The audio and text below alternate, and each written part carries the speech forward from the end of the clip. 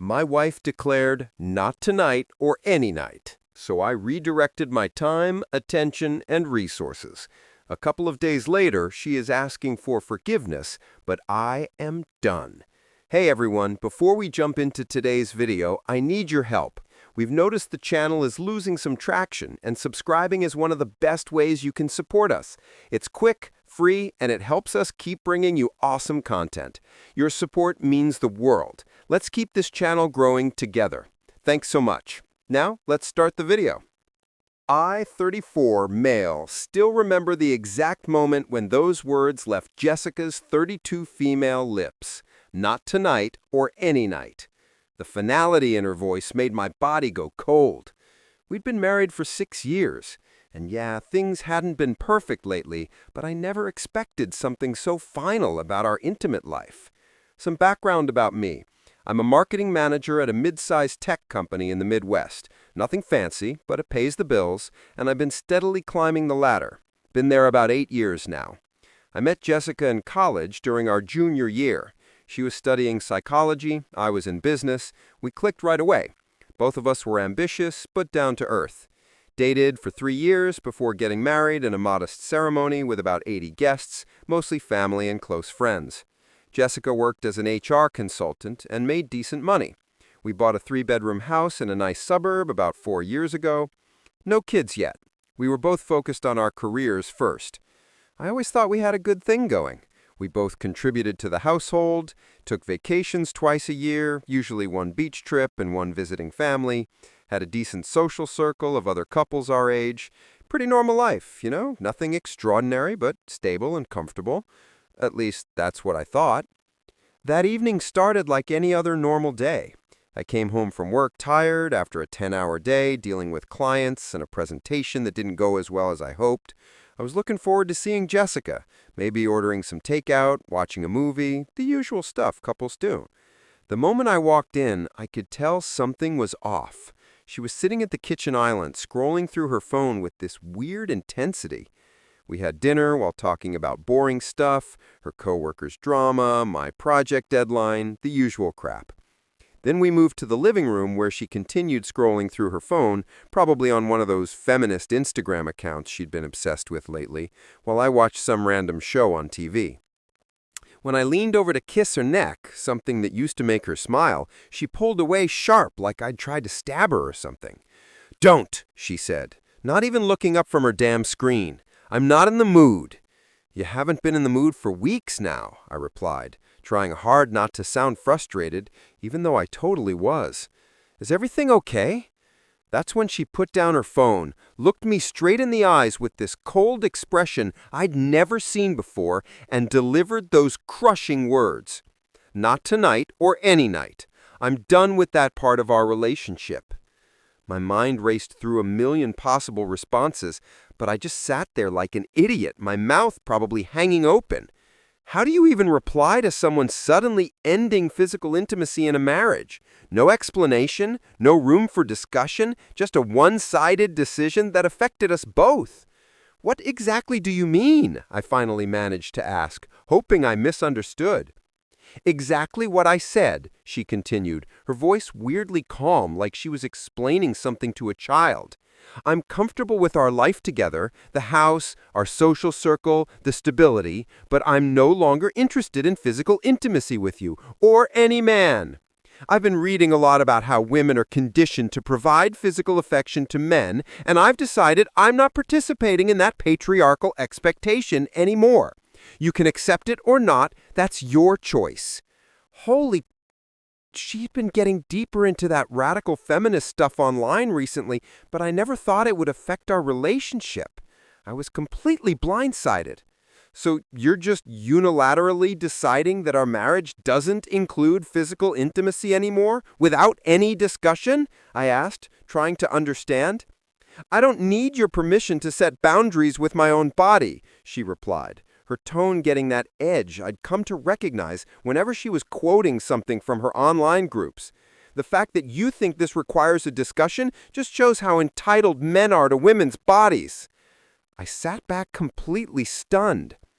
Jessica, this isn't about entitlement. This is about our relationship, about connection and intimacy between partners who supposedly love each other. Love doesn't mean I have to perform physical acts I no longer want to participate in, she countered. When did this change? When did you stop wanting to be with me that way? I asked, genuinely confused. Just 2 months ago, things had seemed normal, she shrugged. It's been building for a while. I've just finally found the courage to vocalize it instead of performing for your benefit.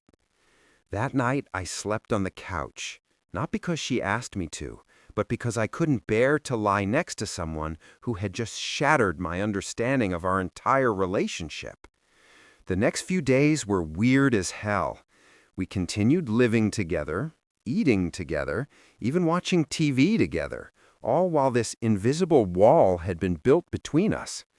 She acted like her declaration was as ordinary as announcing she wanted to change grocery stores or something, not the complete reshaping of our marriage.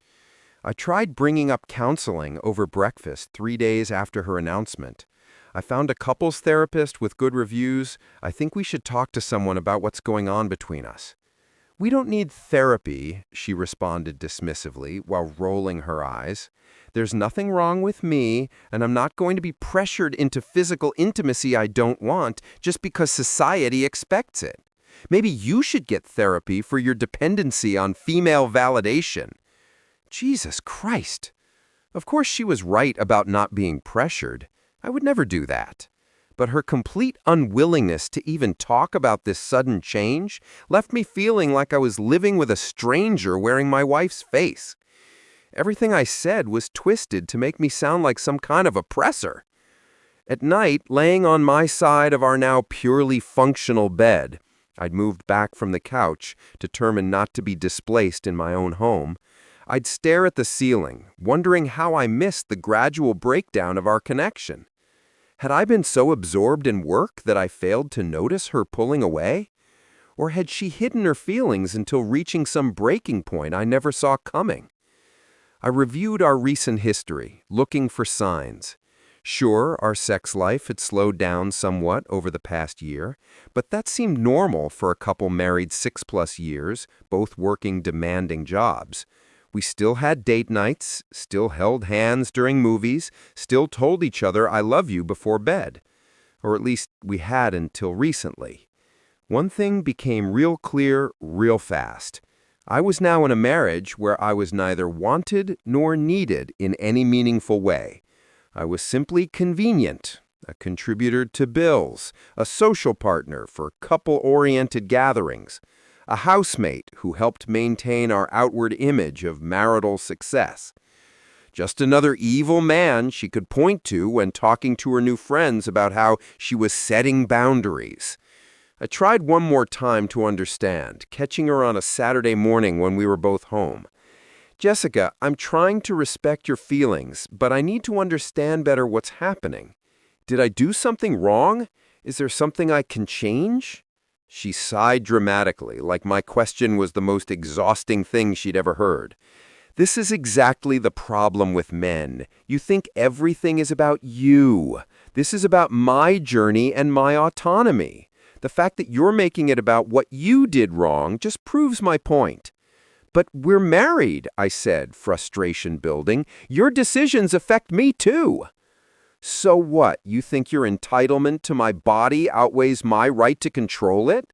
This is why the patriarchy persists, because men like you can't handle women making their own choices.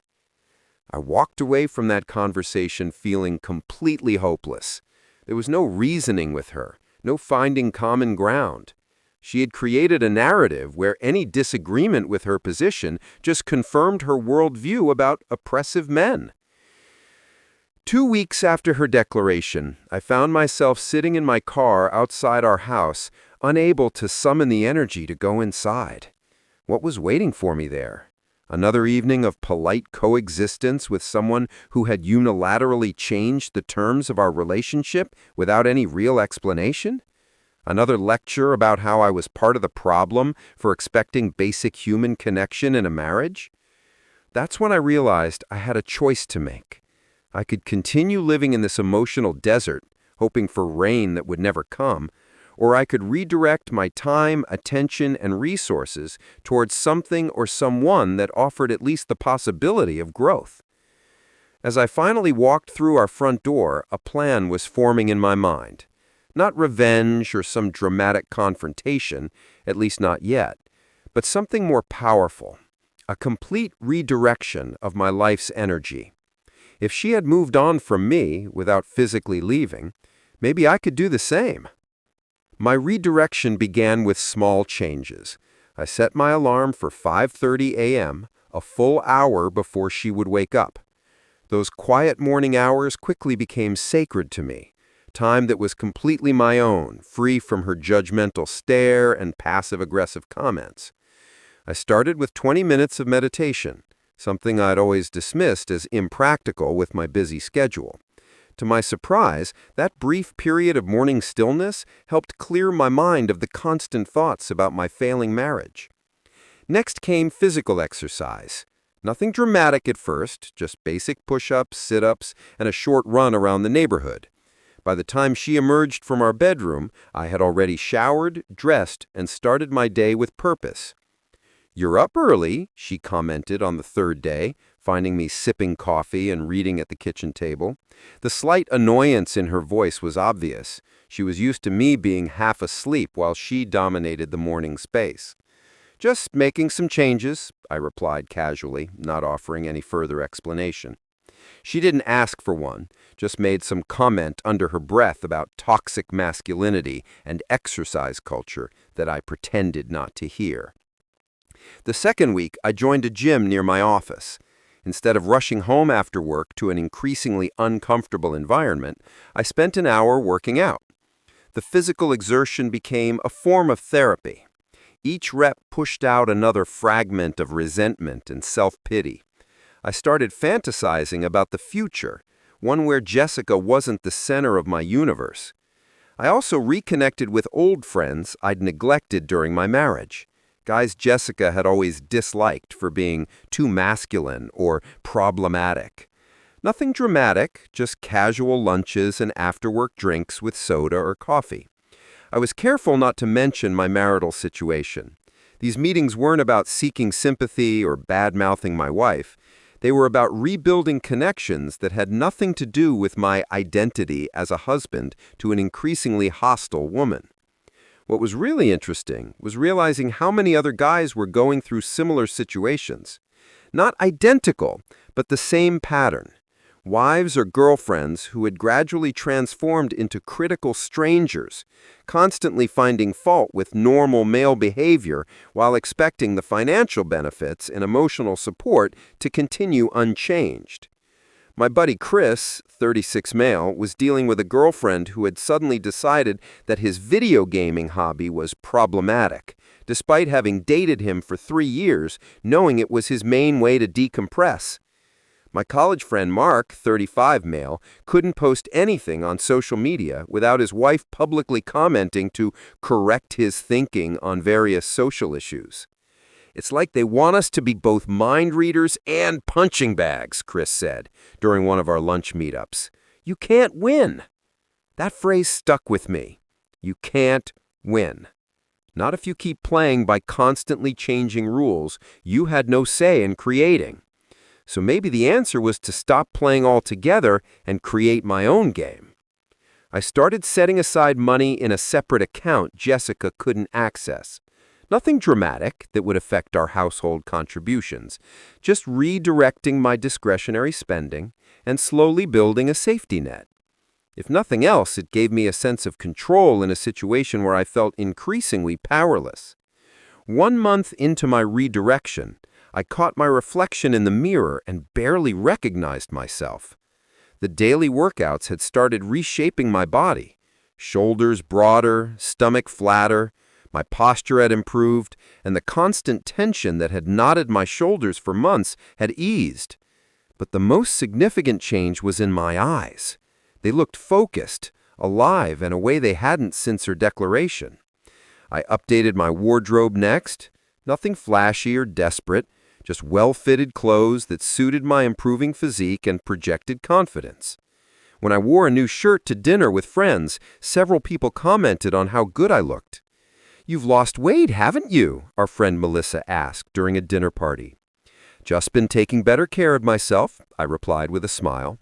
Jessica noticed too, though she tried to disguise her interest with criticism. "Isn't that shirt a little too tight? Seems like you're trying way too hard. Very midlife crisis energy." I just smiled and left without responding, which seemed to annoy her even more. The redirection extended to my finances as well. We always maintained separate accounts alongside our joint one for household expenses. I continued contributing my share to our joint obligations, but redirected my discretionary spending.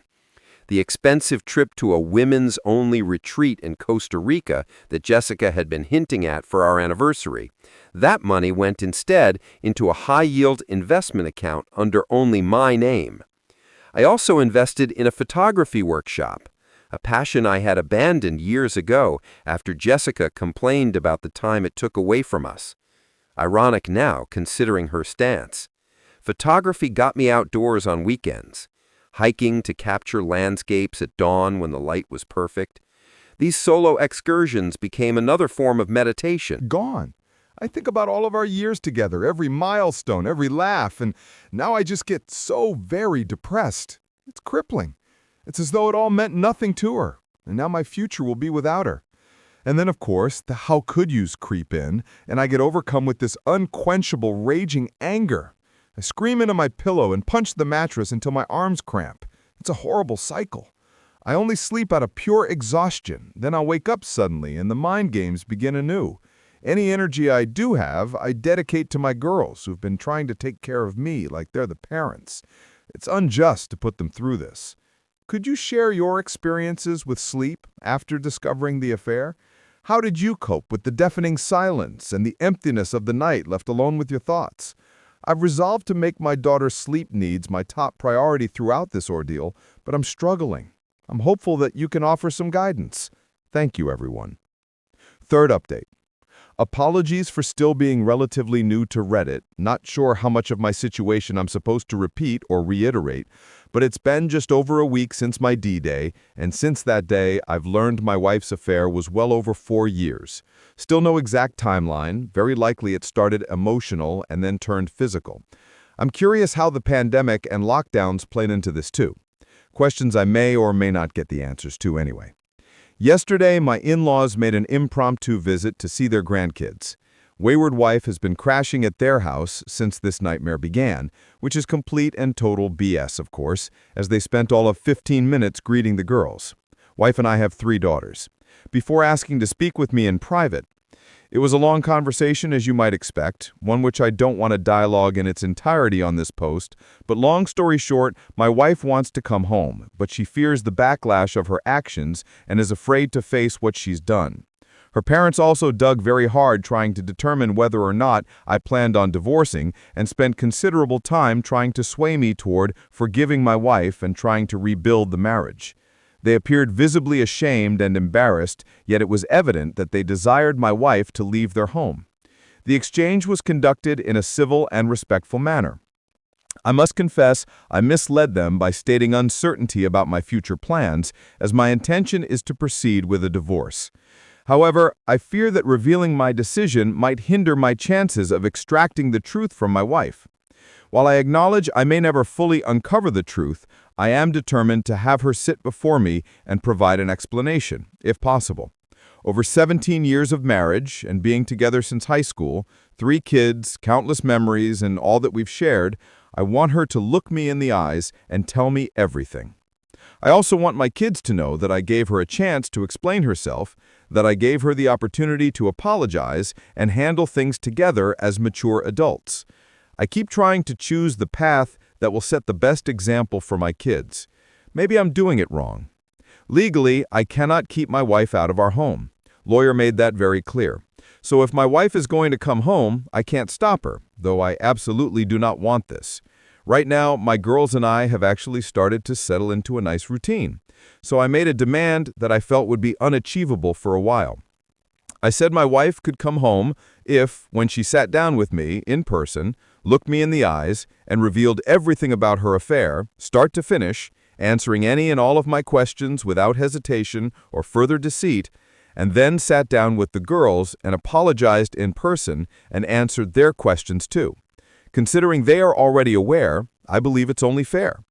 Legally, she has the right to return home at any time, and isn't obligated to comply with any demands.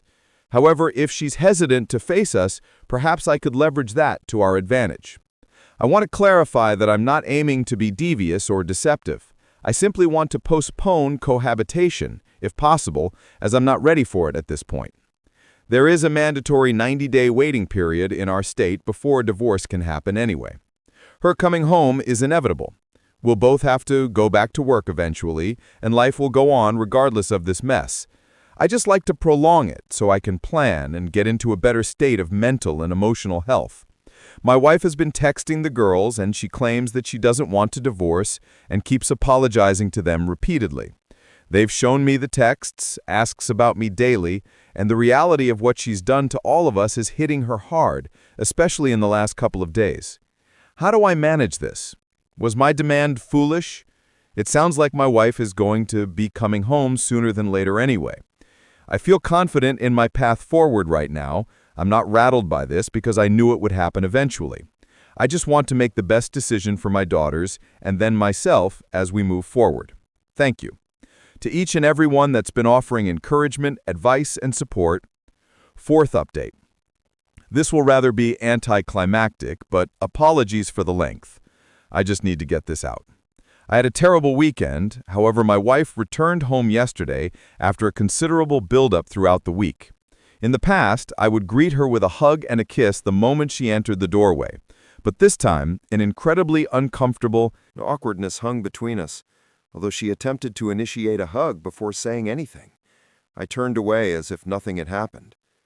The situation felt surreal. After she settled, I naturally asked her to tell me everything, and she again reiterated that she's not ready. We had spoken on the phone earlier in the week, same result. I insisted that the only condition of her moving back home was that she loved me enough to explain why she's been absent for going on 3 weeks. But she just repeated that she just wasn't ready for that.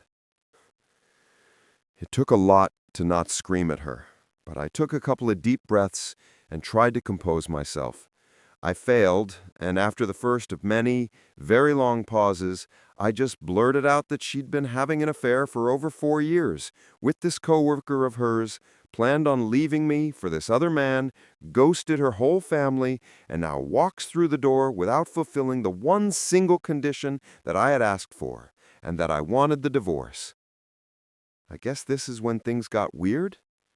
Her body language and facial expression made it obvious she had no idea how much I knew about her affair. She glanced at me, wide-eyed, then just stood there in the kitchen, staring at the floor, said nothing, just stoic. I was expecting anything, everything, but this. Maybe an emotional tirade? Maybe a teary confession? I anticipated various reactions when my wife returned, perhaps screaming, yelling, or placing blame on me for the affair. I was ready for a serious tone, thinking we could sit down and talk things through. However, what unfolded was entirely different.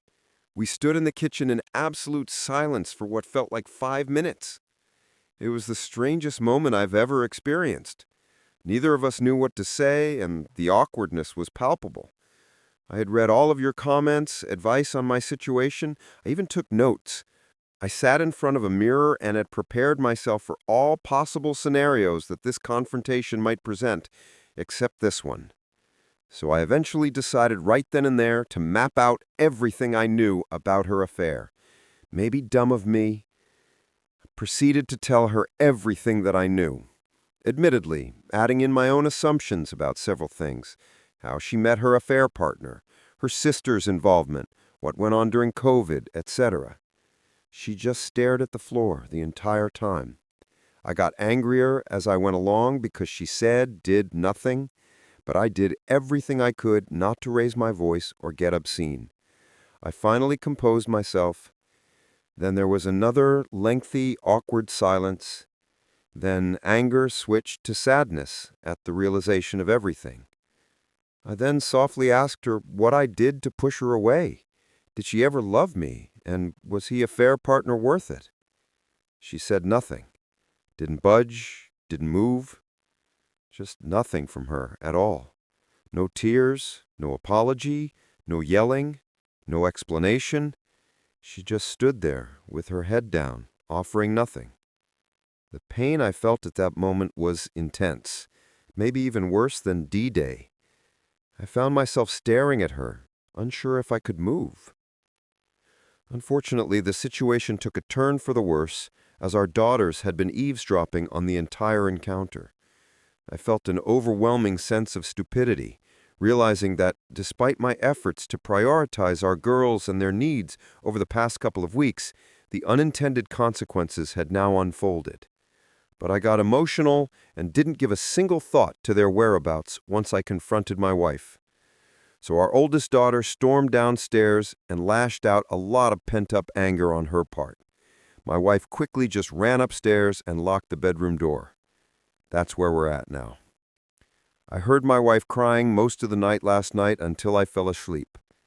Only our youngest has tried talking to her. The rest of us have avoided her. If I can get the courage up, I'm going to suggest she stay with her sister until we're able to finalize the divorce. But this is still her home, too. It's just going to be miserable if we all have to cohabitate with her. I was wrong about my wife, and all of you were correct. I was wrong about all of our years together. Wrong about all of the memories, the life-changing moments. I was convinced she'd drop to her knees and beg forgiveness. I was so convinced that she would repent of everything from the last 4 years and unload the truth to absolve her guilt. This woman literally drove back to a farmer's market once when she realized she'd been given $1 too much in change. But we were not worth it to her. I feel like I'm not worth it to her. Perhaps I never was. Now what do I do? Today was incredibly uncomfortable at home. Despite our efforts to carry on as we had for the past 2 weeks, it's evident that maintaining the status quo is no longer possible. I just wish I could fast forward through all of this, bypass the divorce, the awkward conversations, the inevitable arguments and fights and the drama. I'm particularly thinking about those who have had to cohabitate with their wayward spouse, and I'm eager to move past these challenging times. How did you manage that, especially with kids? I know this is just the beginning. I keep reading all of the posts that promise it gets better, but I'm so far away from that. There's not a single moment when I don't want to scream. So right now, trying very, very hard to maintain a stable mind for the girls, of course, but don't know if I can keep it up. For 3 months, school will start well before all of this is over, too. I guess this is my life now. Thank you all for taking such a vested interest in me. I don't know if the worst is ahead or behind us, but appreciate any and all you can offer to get me through the next phase. 5th update. I'm in a bad way and have been in a bad way since my wayward wife came home. Since I learned of her affair, I've been trying to fake it as best as possible for my daughters. I try to say the right things, think the right things, but tonight I have to admit the truth. As many of you post daily, it comes in waves, but I was hit with a big one tonight and lost my composure a bit.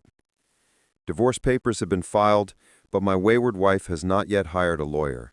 I've been trying to approach this situation with patience and delicacy, hoping for the possibility of an uncontested divorce that we can mainly handle ourselves. However, after tonight, I'm uncertain. Despite our cohabitation during the week, my wayward wife goes to her sister's on Friday nights and returns home on Sunday nights, since she works very close to our family home, but her sister is an hour away if there's no traffic. For the past couple of weeks, it's been this routine of mostly avoidance, as myself and the girls are trying to carry on normally, while wayward wife kind of just stays to herself, though there are casual interactions every evening. Except that my oldest daughter and my wayward wife aren't speaking after a couple of bad blow-ups. It's for the best right now. Lately, I've been heeding much of all of your advice, along with things I've read. I worked very hard on my self-discipline around my wife, and though it takes all my strength and willpower, I've been short and different toward her when we briefly talk, though always polite and respectful, until tonight. Last couple of Fridays, she's come home from work, gotten a few things together, and taken off to her sister's for the weekend before I'm even home from work. But not tonight. She was waiting in the kitchen for me when I got home tonight. I tried to just walk past, but she lightly grabbed me by the hand and asked me if this is how I was going to treat her just because she's not ready to talk to me about her affair.